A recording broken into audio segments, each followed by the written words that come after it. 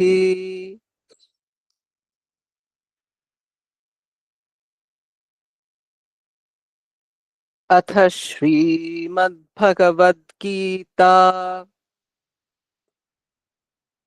अथ चतुर्थोऽध्यायः। श्रीभगवानुवाच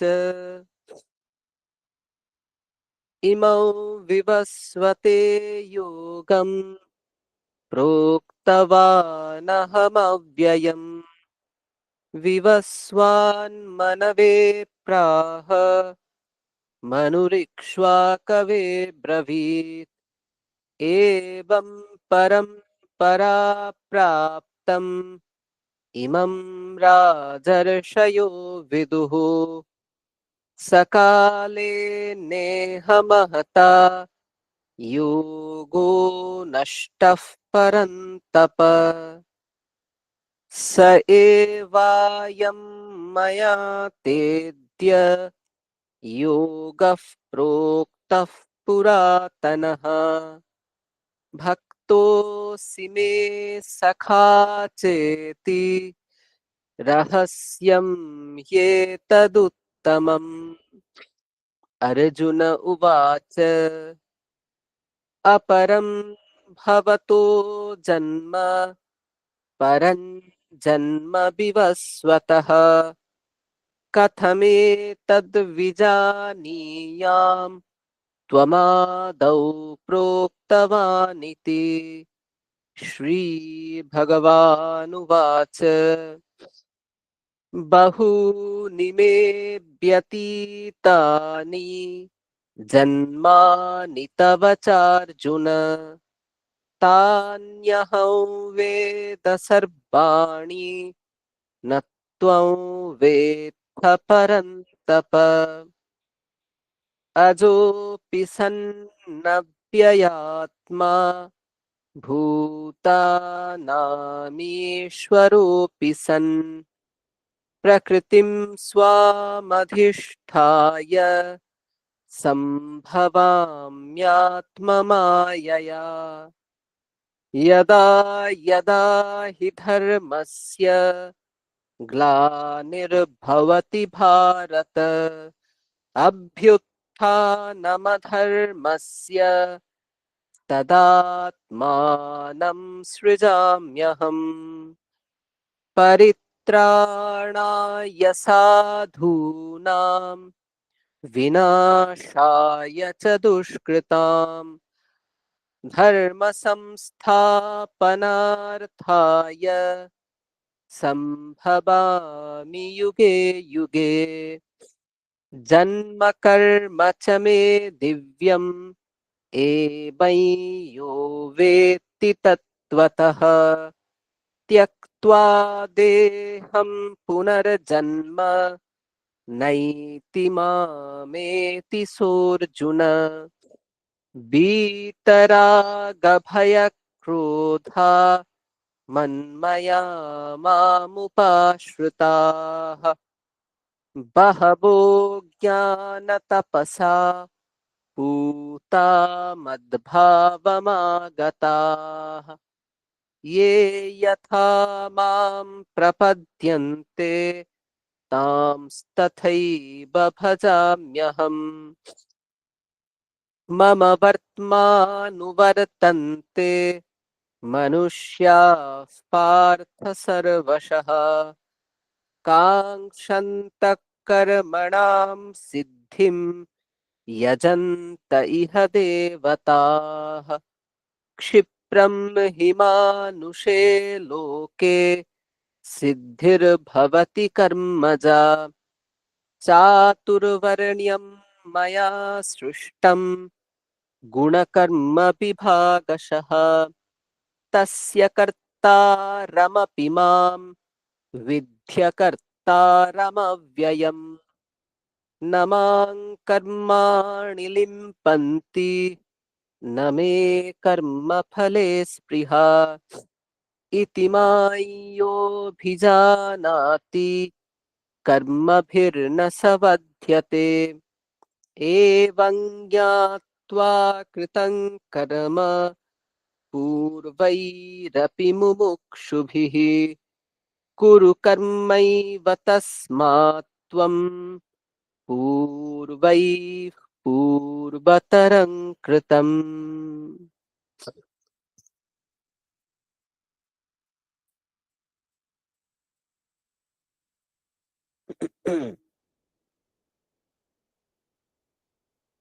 আজকের মনন তৃতীয় অধ্যায় থেকে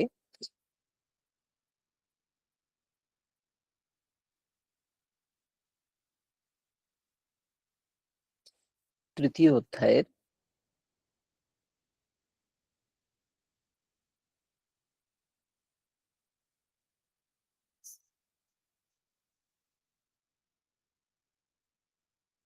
৩৮ নম্বর শ্লোক।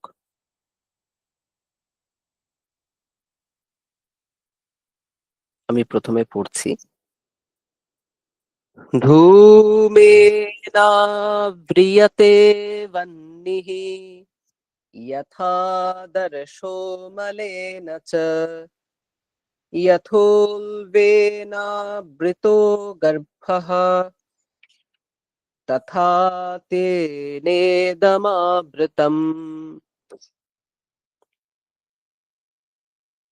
আবার পড়ছি। ধূমেনাব্রিয়তে বহ্নিঃ यथादर्शो मलेन च यथोल्बेनावृतो गर्भः तथा तेनेदमावृतम्।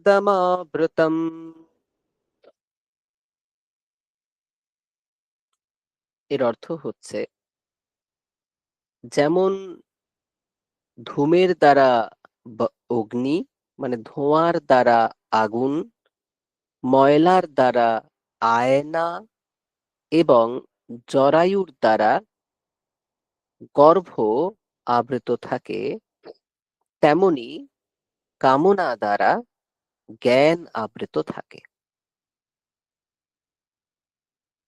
এখানে কোন প্রসঙ্গে আলোচনা শুরু হয়েছিল যার জন্য এরকম একটা উপমার অবতারণা করা হলো?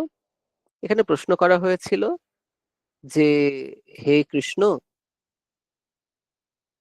অনিচ্ছা সত্ত্বেও কেন ব্যক্তিরা পাপ আচরণে প্রবৃত্ত হয়?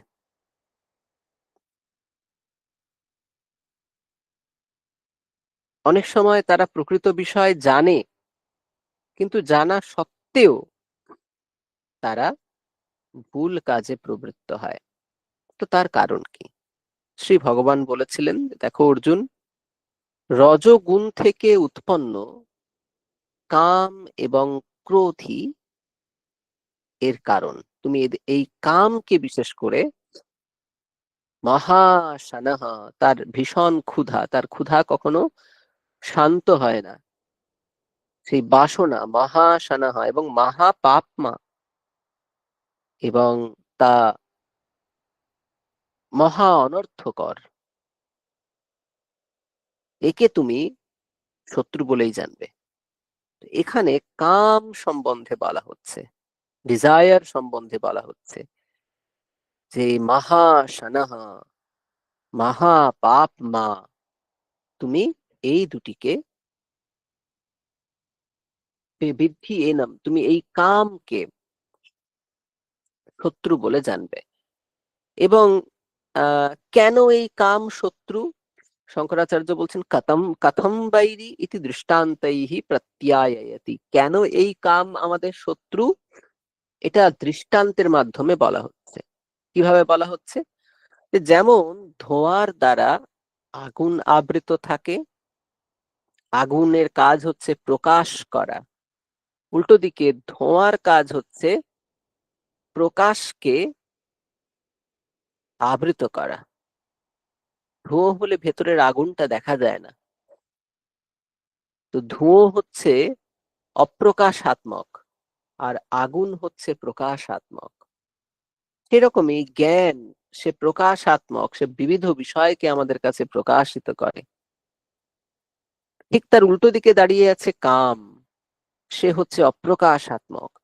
সে আমাদের এই যে আহ বিষয়কে গভীরভাবে জানার যে ক্ষমতা, কোনো একটা বিষয়কে স্বচ্ছভাবে অ্যানালাইজ করার যে ক্ষমতা, বিশ্লেষণ করার যে ক্ষমতা, তাকে আচ্ছাদিত করে দেয়। ফলে বস্তুগুলোর প্রকৃত স্বরূপ আমাদের কাছে প্রকাশিত হয় না। আমরা যে কাম্য বিষয়গুলো আছে সেগুলোর দিকে ধাবিত হই। একই রকম যথা দর্শো মলিন চ, একটা আয়না, সে আয়নাতে মুখ দেখাই যায় না যদি আয়নার উপরিভাগে পুরো আস্তরণ থাকে ময়লার। তো যেমন নাকি উলবে না, উলব, উলব মানে হচ্ছে জরায়ু। শঙ্করাচার্য বলছেন উলবে না জরায়ুনা গর্ভবেষ্টনে না, গর্ভস্থ শিশুকে রক্ষা করার জন্য যে আহ থলির মতো আছে, সেখানে যে চামড়া রয়েছে, চামড়া দিয়ে তৈরি থলি, তাকে বলা হচ্ছে উলব। তো সেই গর্ভবেষ্টনীর দ্বারা যেমন গর্ভ আবৃত থাকে, সেই রকম তেন কামের দ্বারা ইদম আবৃতম, কামের দ্বারা এই বিবেক জ্ঞান আবৃত আছে। বিবেক শব্দের অর্থ হচ্ছে পার্থক্য। বিবেক জ্ঞান মানে হচ্ছে পার্থক্য জ্ঞান। এই পার্থক্য জ্ঞান আবৃত থাকে, কোনটা কর্তব্য কোনটা অকর্তব্য, এই বোধ তখন আর উৎপন্ন হয় না। ঠিক আছে, কামের কারণে। এবং এটা অত্যন্ত লজিক্যাল। ভেবে দেখুন যে কোনো একটা বিষয়কে যদি আমি প্রচন্ড ভাবে ইচ্ছা করি, তখন ওটা আমাকে পেতেই হবে। ওটা পেলে ভালো কি মন্দ, তখন লোকজনের কথাও আমাদের কানে যায় না। কেন? তার কারণ হচ্ছে যে এখানে কাম অত্যন্ত আহ সক্রিয়, এখানে কাম আহ সেই কাজ করছে।